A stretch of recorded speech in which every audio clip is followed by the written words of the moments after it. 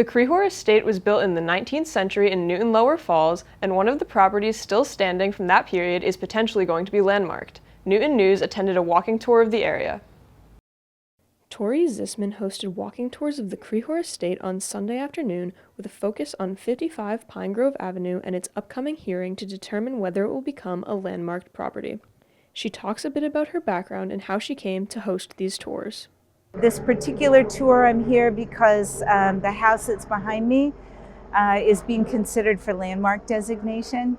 And so my neighborhood, my neighbors asked me to figure out what its history was. Did it have a good history? So that's what we were exploring today. This house is part of the estate of a paper manufacturer named Lemuel Crehore. And he made paper here from 1825 through 3 generations of his family and on into roughly 1940 here in Newton Lower Falls. Tori explains Crehore's impact on Newton Lower Falls, describing what he did to contribute to the creation of the village as it is today. Probably his most important impact is the development of the Grove Street corridor. So he buys a large farm, about 100 acres, and he develops smaller house lots. What he does is he develops housing for his workers and for the people in the community, the shopkeepers, the people who worked on the railroad, smaller, affordable house lots. Sometimes he sells them the lot with the house on it. Sometimes he just sells them the lot and they build it.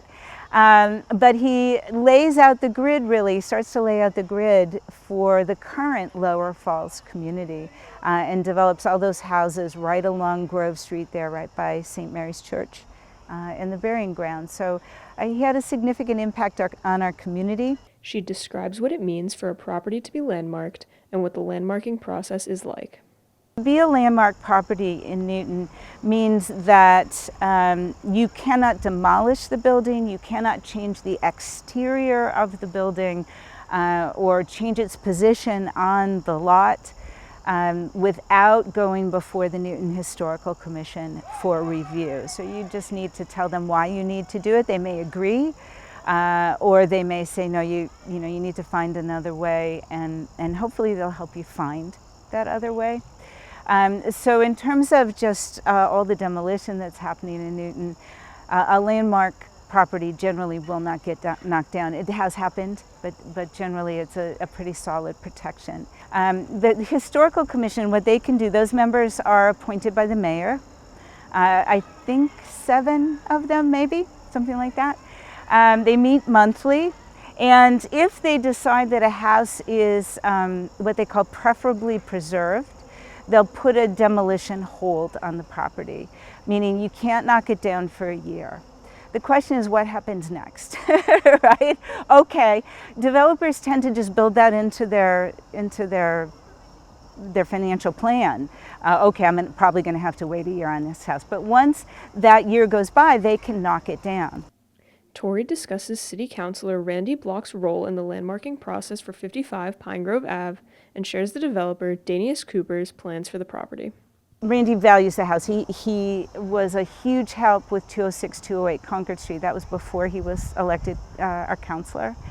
On this one, he is co-sponsoring. You need a councilor and a member of the commission to co-sponsor your application. So they are the co-sponsors. He's co-sponsor with John Rice of this request. Randy is very interested in exploring the possibility of a neighborhood district here that has a neighborhood board all its own, historic commission all its own, and keeps control a little bit more locally.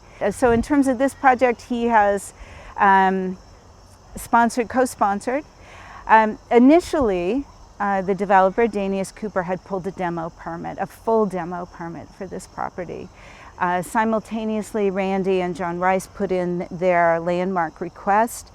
Danius pulled his demo permit as a result of that, and we started to have conversations. So our hope is, and I think this is the plan that Danius has, is that he will pick this up and move it forward on the lot. That will give him room over here when he takes down the garage for a second property.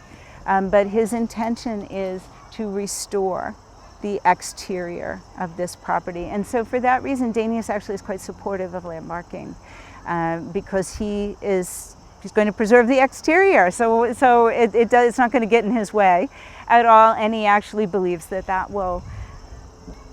that provides some value to the house and to future owners of the house to know that it has this significant place in the community's history.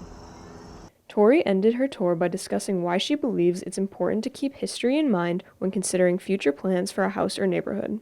Recognizing that we do have such a rich history here, and so how can we make history part of the discussion whenever we're looking at a house that maybe is coming up on the market or is going to be developed. How can we have that be part of the discussion? We may decide in the end, yep, that one's coming down, right? There's one on my street that's like that. Everybody kind of went, yeah, that's okay. It was in bad shape, it can go. But it's worth having the discussion and talking about who lived there and why does it look the way it does. Landmarking doesn't preclude that, historic district doesn't preclude that, but those would be hard conversations. But this neighborhood, I think we're up for it. Gina Dacey, Newton News, Lower Falls.